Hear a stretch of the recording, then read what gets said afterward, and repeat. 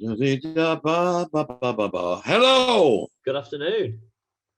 How are you doing? Yeah, very well, thank you. I've got a day off work, so it's all good. All right, yeah. I mean, technically I have, but I've got to go to the dentist at 2, so.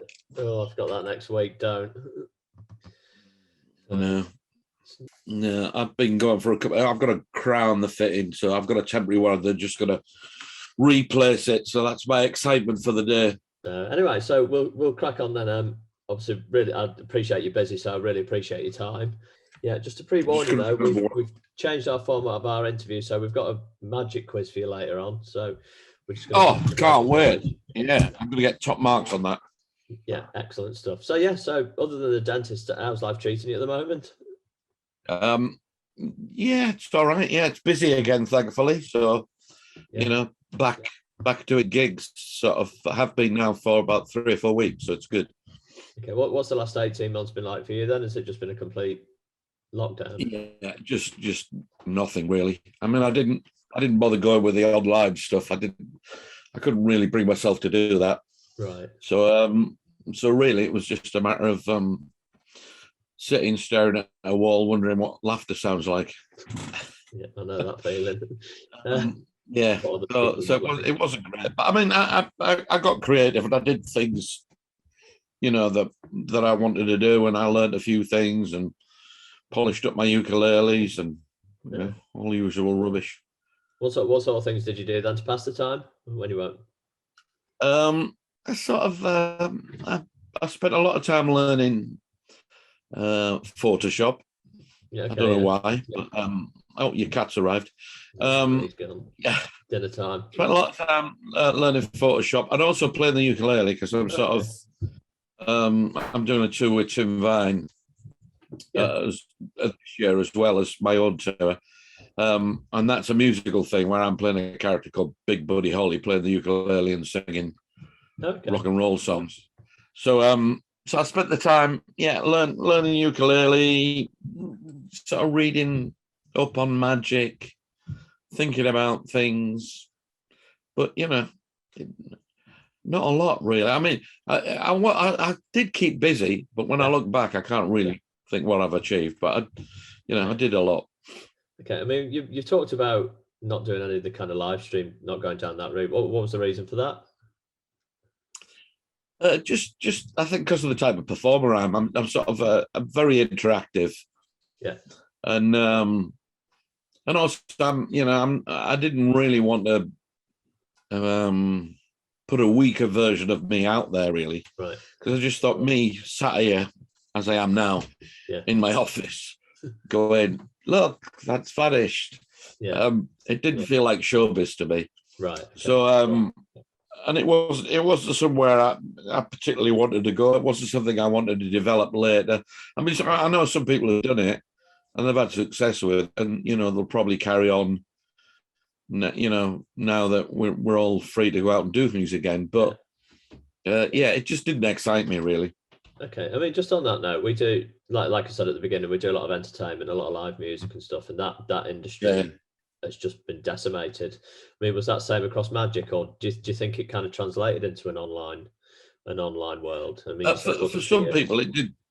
For some people it did translate online. Yeah, some people did, and they reinvented themselves because they realised that doing something to a single camera, is different to doing something to a live audience. You can, you can be creative in different ways.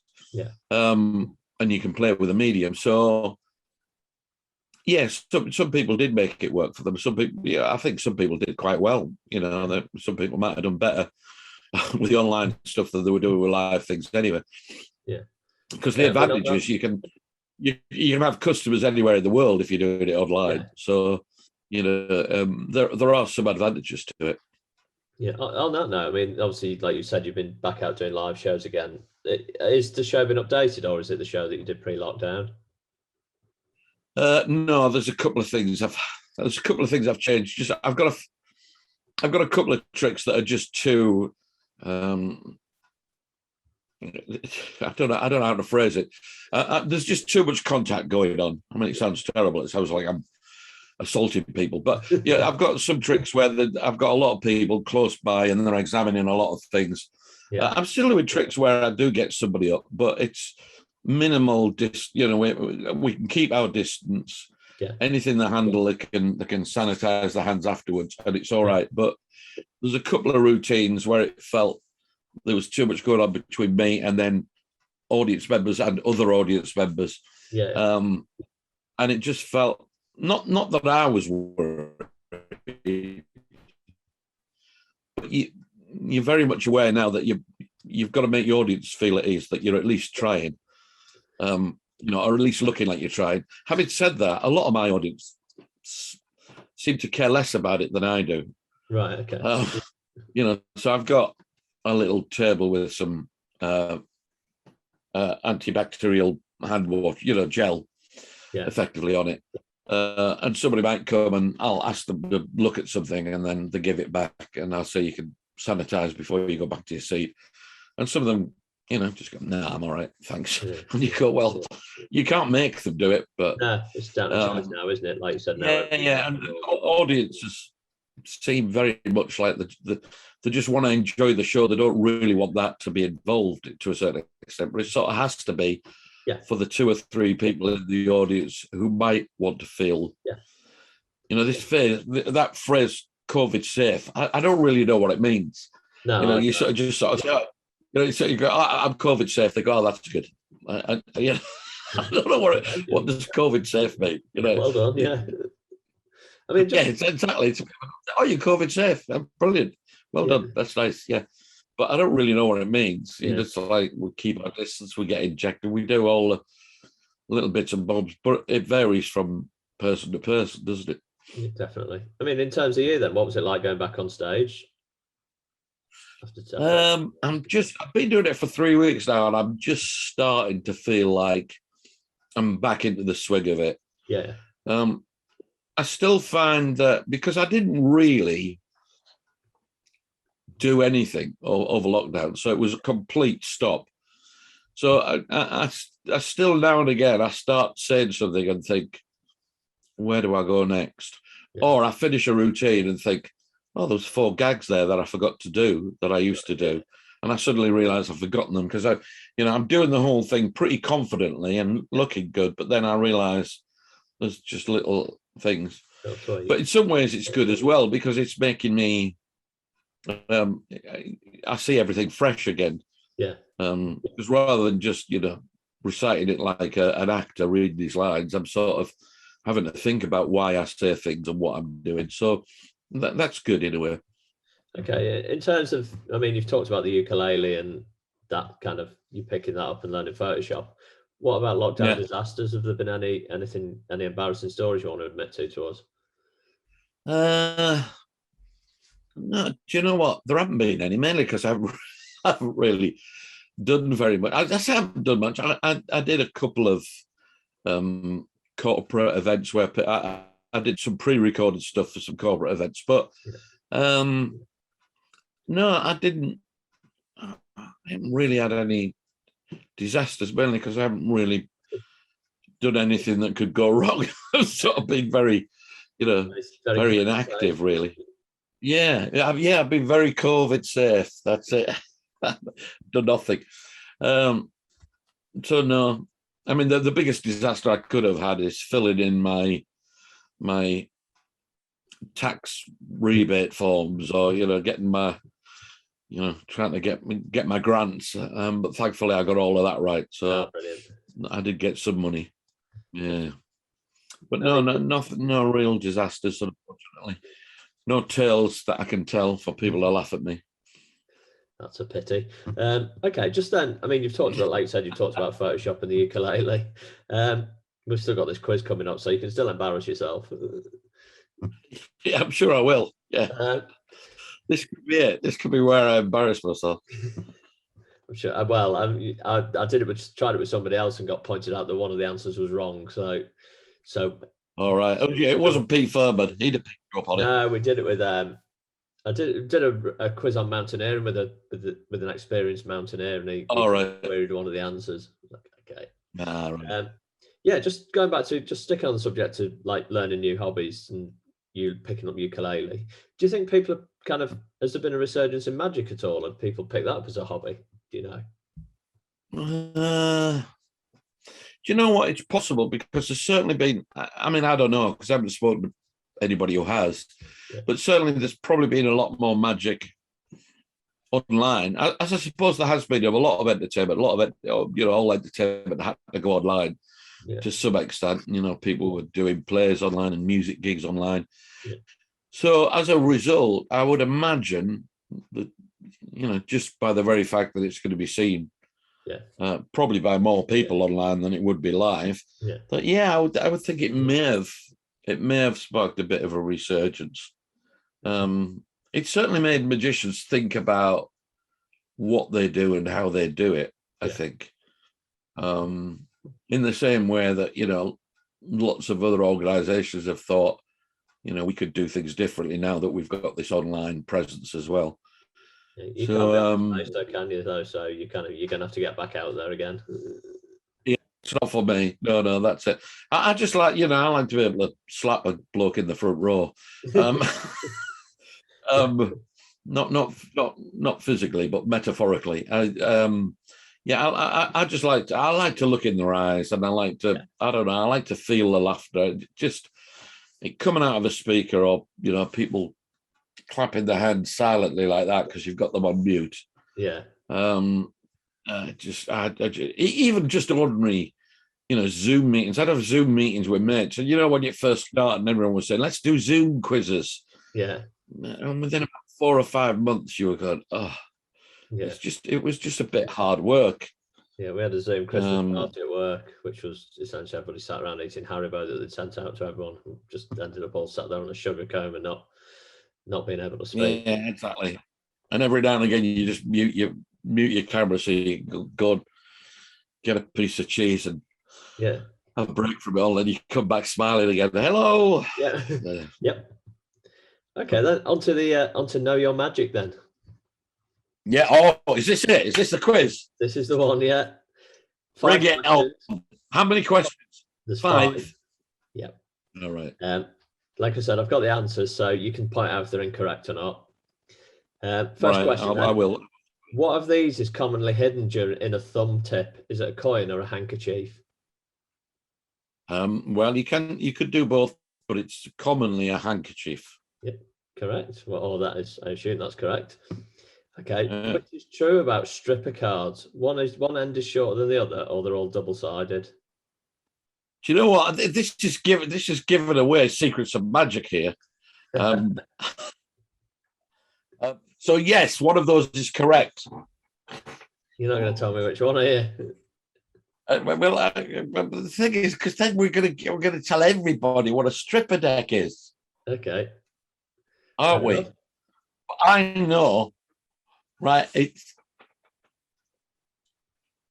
I've just mimed it to you. Yeah, perfect. You can mime the next one as well then.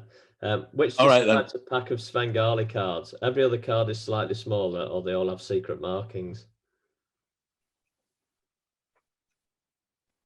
Perfect. Yes. Okay.